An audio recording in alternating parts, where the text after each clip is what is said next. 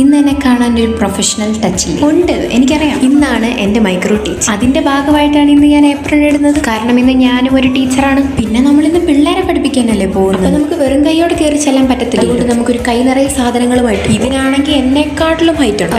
It's okay, ഞാൻ ഉണ്ടാക്കിയതല്ലേ, അതുകൊണ്ട് പിന്നെ ബൈ നിങ്ങൾ ഇച്ചിരി മുന്നേ കണ്ടതാണ് എൻ്റെ കട. ഇപ്പോൾ കണ്ടുകൊണ്ടിരിക്കുന്നതാണ് സാന്ദ്രയുടെ കട. ഓരോരുത്തരും വളരെ കഷ്ടപ്പെട്ടിട്ടാണ് ഇത് ഫുൾ ഉണ്ടാക്കിയത്. ഇനി അടുത്തത് ഇത് രേഷ്മയുടെ കല. ക്രിയേറ്റിവിറ്റി.